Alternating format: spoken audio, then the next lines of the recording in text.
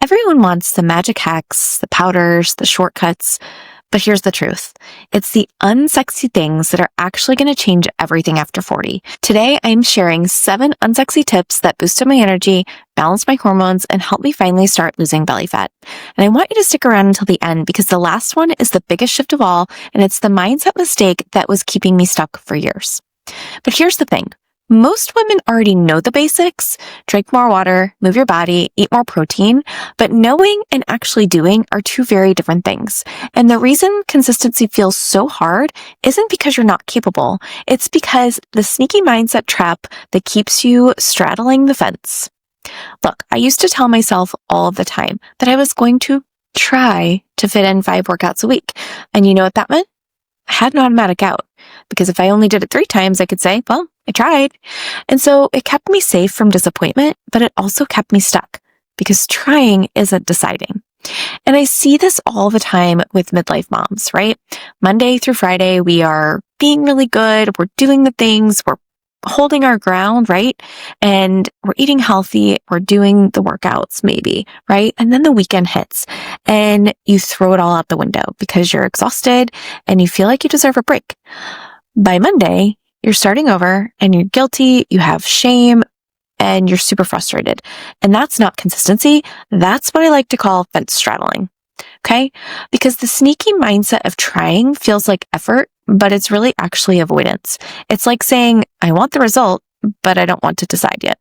And until you decide, until you really stop straddling that fence, you're going to stay stuck in the same loop over and over.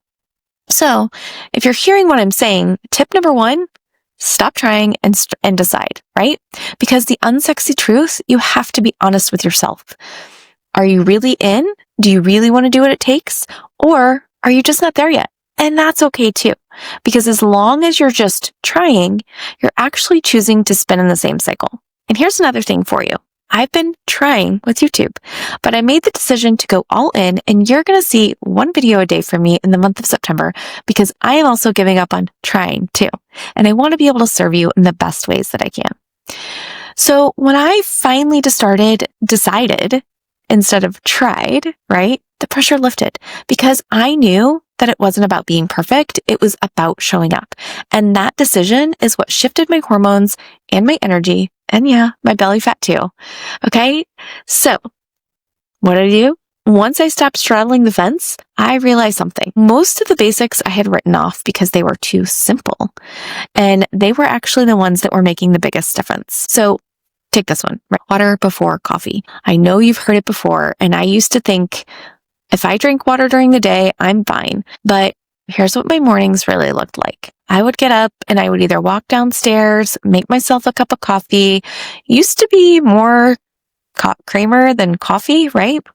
I'm sure you've been there before too. Or I'd go straight to Starbucks, or maybe both, and I'd have a grande, non-fat cinnamon dolce latte with 2 pumps and a banana loaf. My preschooler at the time could tell me what my order was at Starbucks. What I didn't know was that was 67 grams of sugar before 9 a.m. and I hadn't had any water. Whew, no wonder I was exhausted and I was craving more sugar by mid-morning because I had already started that up and down spike.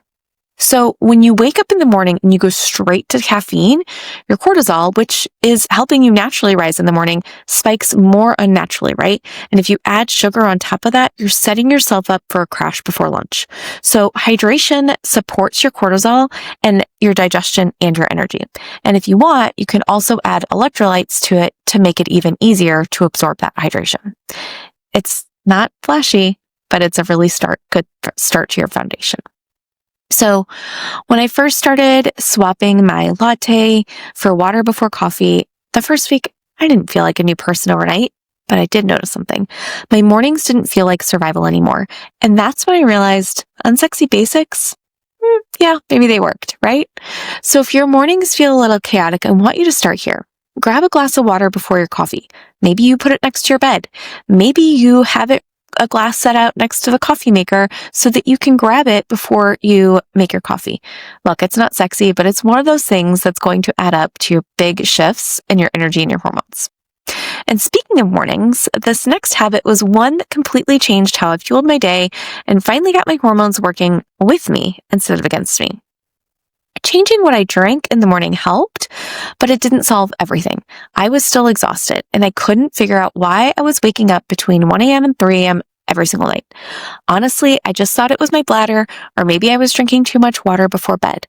But here's what I've learned. Those middle of the night wake-ups were not about my bladder at all. It was actually my cortisol. My body was so out of rhythm that I was getting a cortisol awakening response, which I was supposed to be asleep, right?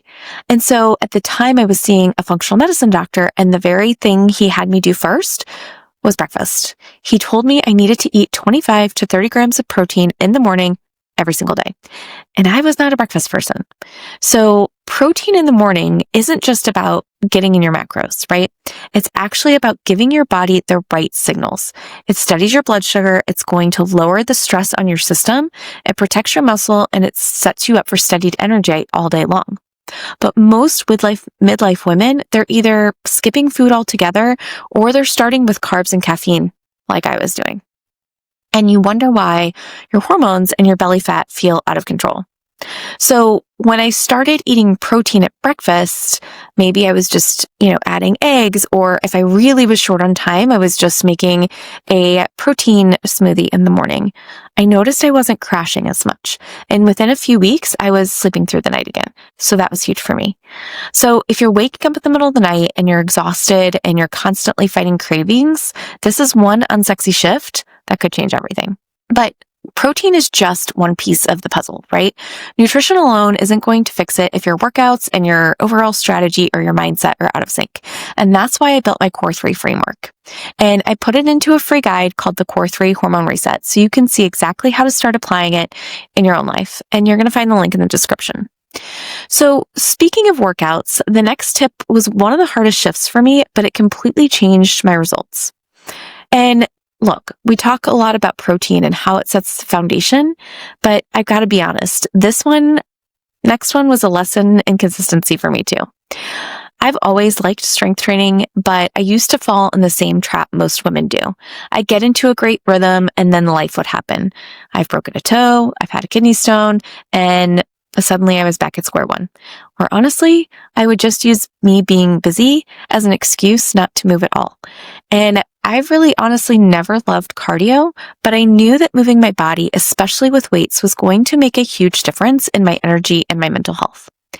And so strength training is one of the most important things you can do in your 40s and beyond, because you start losing muscle every decade after 30. And less muscle mass actually means you have a slower metabolism, more stubborn fat, and you have a higher risk of injury, which cardio alone can't fix. In fact, too much cardio can make things worse by adding stress to your hormones that you don't need. So strength training builds muscle, steadies your hormones, and changes the shape of your body in ways that scales never will. I was actually just telling my husband the other day of how proud I am, because when I first started strength training, I could barely press 2-pound dumbbells over my shoulders. And now I'm at 12s. And while that might not seem like a lot, that scale isn't telling me that I'm getting stronger. The weights are. And that progress is what keeps me showing up every single day. So if you're frustrated with the scale, this is your reminder that muscle is medicine. Strength training is about more than just a number on a scale. It's about your energy, it's about your hormones, and proof that you're actually getting stronger. So, what did I do once I committed to strength? I realized I didn't need to crush myself with crazy HIIT workouts every day. In fact, the unsexy thing I did to make the biggest difference was the simplest of all. There were seasons that if I didn't do a full workout, it didn't count. So I missed the gym, or I would just skip movements altogether. But what I found is that walking, something I could fit in while my kids were at practice, or a quick walk after dinner with my husband, made a huge difference. And honestly, it's so much easier to stay consistent with. One of my favorite things to do now is put on a good audiobook or a podcast, and I go out and walk, right? The audiobook actually gets me every time because I want to know what happens next. So I just end up walking longer without even realizing it. And that exercise also turns into a little mental escape too. So HIIT workouts might sound sexy, and for midlife women, right, they can backfire if you're doing them too often. Walking, on the other hand, lowers your stress hormones, balances insulin, and boosts recovery and support fat loss in a way that your body actually appreciates. Some of my best thinking and my clearest ideas, and honestly, some of my calmest moments have come from these walks. They've been as much for my mind as they are for my metabolism. So if your schedule feels impossible, start here. A daily walk may not feel like much, but it's one of the most powerful unsexy habits that you can build. And while walking calmed my stress during the day, there was one thing I had to clean up at night if I wanted my hormones and my energy to finally reset. There were so many nights where I stayed up scrolling, or I was folding laundry, or I was just honestly trying to steal a little bit of time for myself. And every single time the next day was so much harder. I had more cravings, I was so much more stressed, and I would snap at my kids as we were trying to get ready in the morning. And at the end of the day, sleep is not optional in midlife. It is one of the most powerful hormone resets that you have. And when you get less than 6 hours of sleep, your cortisol is going to rise, your hunger hormones are going to go up, and your body actually stores more fat, especially in your belly. Okay. And it doesn't matter how perfect your workouts are or your nutrition. If sleep and stress are ignored, your body is going to fight you. So this shift honestly meant, that my late night scrolling wasn't really me time. Real me time was giving myself that sleep that my body had really been begging for. The nights that I finally chose rest, the scale wasn't the thing I noticed necessarily first, but I did notice that I had more energy, I was more patient with my kids, and I just felt overall better. So this is where everything all connects, right? Because if you think about it, sleep and stress aren't separate from your workouts and your nutrition. They are all part of the same system. And that's exactly why I teach the Core 3 framework, because you can't skip one and expect the other two to carry you. That's also why I created the Core 3 Hormone Reset Guide to help you put these unsexy basics back together in a way that actually works with your hormones. So you're going to find the link in the description. So if you've been feeling like you're doing all of the right things, but nothing is working, this might be one of the pieces that truly changes everything. And while all of these tips, these have been a game changer, the last unsexy habit that freed me from more than anything else is a mindset shift that you might not even realize that you need. I used to look at other women and think, why is it so easy for her? Or how does she just bounce back so fast? Or why does it look so effortless? And every time I compared myself to someone else's body or their results, I felt smaller and less capable, like I'd never measure up. And maybe you felt that through too, right? You're scrolling through Instagram, you're sitting in the school pickup line, and you're even comparing yourself to the version of you from 10 years ago. Look, comparison isn't motivating. It's actually really, really, really exhausting because it keeps you from noticing the progress that you are making. And it keeps your stress hormones running high because you're constantly telling your brain you're behind. And that sneaky cost of comparison, it's not just in your head, it's also in your hormones. So the moment that things truly shifted for me was when I finally said, I'm not her, I'm me, and I'm going to take care of myself in this season. And that's when the shame lifted, and I could finally focus on the small, unsexy things that actually worked. So if you've been measuring your worth by someone else's results, then I want you to stop right now. This journey isn't about being perfect or keeping up. It's about building trust within yourself, because that's where the real change happens. These sexy habits aren't flashy, but they are the ones that actually work. And if you're ready to put them all together in a way that fits your hormones, then grab the Core 3 Hormone Reset Guide in the description. It'll give you the exact framework I use to help women fuel their body, move smarter, and finally see results without another quick fix. And if you want to know the morning habits that might actually be stopping your fat loss after 40, then watch this video next.